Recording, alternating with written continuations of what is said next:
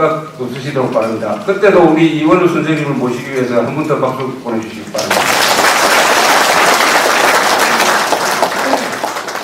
그리고 오늘 들어오실 때 이 국민행동본부에서 발간한 많은 유인물을 받으셨는데 일부러 또 서울에서 우리 국민행동본부 분들이 많이 오셨습니다. 우리 김중광 감사님, 그리고 여기 국민행동본부 지부장을 맡고 계시는 우리 김호남 선생님 등 우리 국민행동본부에서 오신 분들 한번 일어서 주시면 감사하겠습니다.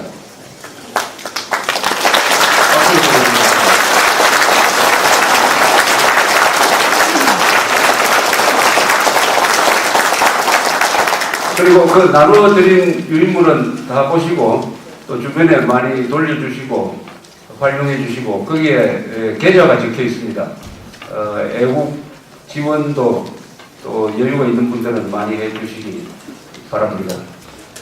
국민행동본부야말로 아까 이 동영상으로 보셨겠지만 우리나라에서 가장 기동성 있게 가장 지속적으로 그리고 가장 조직적으로 효율적으로 이 대북 타격을 하고 있는 사실상의 군대보다 더 군대 같은 조직입니다. 감사합니다.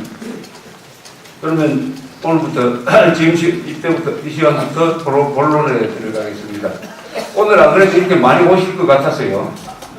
항상 이 우라통이 켜지는 사건이 나오는 직후에 여기 부산에 오면은 이 보통 때보다 많은 분들이 오십니다. 이 정부가 잘하고 우리 언론이 잘하고 그리고 군대가 자기 직분을 지키면은 이렇게 흥분하실 필요도 없고 화도 덜 나실 것 같은데 뭐가 답답한 분들이 아마 저 이야기를 들으면은 위안이 되시는지 아니면 오히려 더 화가 나시는지 모르겠지만은 이렇게 많은 자리를 차지해 주시는 것 같습니다. 아까 우리 이원우 교장 선생님이 그 노래를 부른 중에 이런 대목이 있죠. 38선의 봄 중에 이런 대목이 있습니다. 꽃 피면 더욱 슬퍼 38선의 봄. 꽃 피면 더욱 슬퍼. 꽃이 피면 기분이 좋아야 되는데 왜 더욱 슬프냐. 이게 한반도의 숙명적인 조건이죠. 꽃이 피면은 여러 가지 생각이 나서 38선에서는 더 슬프다. 꽃이 필 때 전사한 사람, 꽃이 핀데도 북한에서 굶어 죽고 맞아 죽는 사람, 꽃이 피고 있는데도 잠수함 공격을 받아서 서해에서 수장이 돼가지고 죽은 46명, 그리고 또 최근에 4사람. 항상 이 휴전선은 꽃이 피고 있어도 피가 항상 흐르는 분계선입니다. 대한민국이 평화가 왔다라고 착각을 하는 사람들이 많이 있었습니다. 특히 김대중이는 김정일을 만나고 돌아와서 앞으로 전쟁이 없다고 이야기를 하고 평화가 이미 와 있으니까 이제는 자유통일이라는 말도 쓰지 말고 평화통일이라는 말을 쓰자 해가지고 어느 사이에 자유통일, 성공통일, 북진통일이라는 말을 없어지고 다 평화통일로 이렇게 일색으로 되어버리면서 한국 사람들 속에서 평화가 앞으로 영원히 계속될 것이다. 이렇게 착각을 할 때마다 이런 사건이 터져가지고 우리 국민들로 하여금 오늘 어떤 나라에 우리가 살고 있느냐 하는 것을 잘 보여주고 있습니다. 특히 이 11월 초에 G20 정상회의가 있었고 그 회의를 준비하는 과정에서 우리 정부, 이명박 정부가 광고와 선정과 홍보를 통해서 대한민국은 G20 회의를 계기로 해가지고 주변 국가에서 중심 국가로 되고 인류 국가로 들어간다라고 이 과잉 홍보를 했습니다. 그런데 회의가 끝나자마자 한국 사람들이 이제 제정신으로 돌아가게 되었습니다. 지금 우리가 딛고 있는 이 대한민국이 어떤 나라인가, 한반도가 어떤가 하는 것은 지난 일주일 동안 일어난 사건이 잘 가르쳐 주고 있습니다. 그런데도 상당수의 한국 사람들이 마치 저 남태평양에 원래 발리섬에 사는 것처럼 남태평양에 통가에서 사는 것처럼 전쟁과는 저 멀리 떨어져 있는 것처럼 행동했습니다.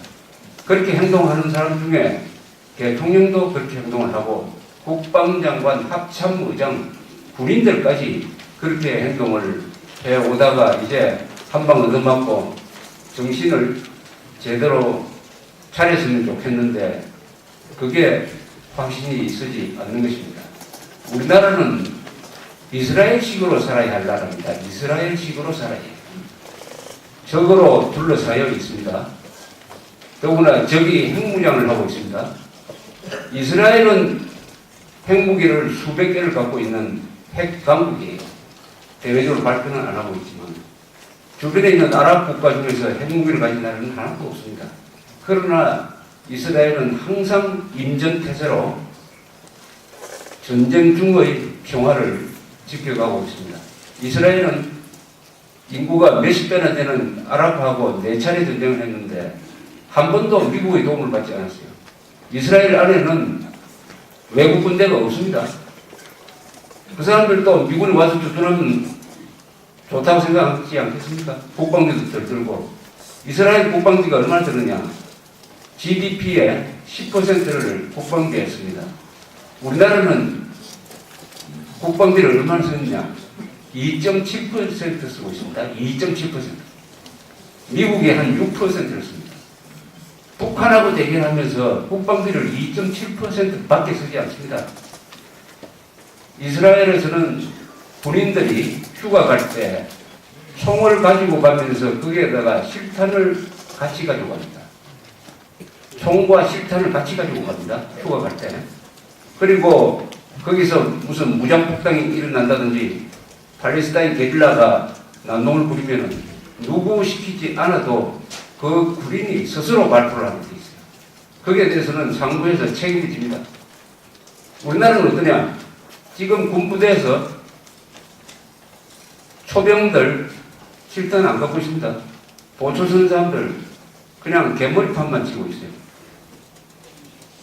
왜냐? 사고가 난다고 실탄을 주지 않습니다. 사고가 난다. 내무반에서는 어떻게 하느냐? 총기 사고 날까 싶어서 총을 쇠사슬로 다 엮어가지고 걸어놓고 그것도 못 믿어가지고 그것을 열고 총을 빼내려면은 열쇠를 두 사람이 동시에 가지고 있으니까 두 사람이 만나서 같이 열쇠를 따야 됩니다. 이게 군인입니까? 그때 만약 게릴라 기습하면은 열쇠 찾는다고 1시간 걸리는 사이에 다 맞아 죽지 않겠어요? 사병들끼리는 뭐라고 부르느냐? 아저씨라고 부릅니다. 상병, 병장 이렇게 부르지 않고 자기 직속 부대 빼고는 옆에 사병들한테 아저씨라고 불러요. 아저씨. 아저씨 군대가 됐어요. 자랑스러운 군대가 어느새 흐물흐물해지더니 아저씨. 그런데 이 아저씨라고 불러서는 안 된다는 지시를 하고도 이것을 이행을 못해요. 국방장관 합참의장은 아저씨라고 부르지 말고 관등성대로 불러라 하는데 밑에서 안 지키면은 영창을 보내든지 아니면은 혼을 내든지 해서 그 명령을 관철시켜야 되는데 계속 아저씨로. 그래서 이 장교들이 사병들 보고 계급대로 불러라는 명령을 이행할 수 없는 그런 군대가 되어버렸습니다. 이 명칭이라는 것은 굉장히 중요합니다. 아저씨하고 부르면 아저씨처럼 행동하게 돼 있어요. 아저씨처럼 행동하면은 그 군대가 무슨 군대가 됩니까? 사병집단이 되죠. 사병집단. 그 흔히 우리 옛날에 중국에서 군기가 엉망인 군대를 흔히 장개석 군대라고 합니다. 장개석 군대. 장개석 군대가 군율이 엉뚱한 모태국 군대한테 이 중국 대륙을 갖다 바치고 말았습니다. 우리 지금 국군이 장개석 군대가 되어가고 있는 것이 아닌가 하는 생각이 드던 차에 이번에 이런 사건이 일어났습니다. 1981년에 지금 레바논 베카 계곡이라고 있어요. 그 상공에서 공중전이 일어났습니다. 시리아 공군하고 이스라엘 공군기가 붙었어요. 시리아는 미그 21, 미그 23을 동원을 했어요. 이스라엘은 F-15, F-16 그리고 팬텀을 동원했습니다. 그래서 이틀에 걸쳐서 공중전을 했습니다. 그 스코어가 어떻게 되느냐? 85대 1이었어요. 시리아 전투기가 85대 떨어지고 이스라엘 전투기 1대 떨어졌어요. 이거는 떨어진 전투기는 전투기라기보다는 정찰기에 가까운 팬텀기였습니다. 85대 1이었어요. 이런 상황이 한반도에서 딱 벌어질 뻔했어요. 그게 바로 23일 오후 연평도 상공에서 이런 상황이 벌어질 뻔했습니다. 즉 북한 해안포가 연평도에 무차별 사격을 했습니다. 민가도 폭격을 했어요. 민가까지. 우리가 흔히 김정일 집단을 보고 조폭 같다 이럽니다. 조폭 같다. 마적단 같다. 조폭은 뭐냐? 조직폭력당. 근데 지금 이분이 하는 행동을 보면은 조폭보다도 못한 놈들입니다. 조폭에도 윤리가 있어요.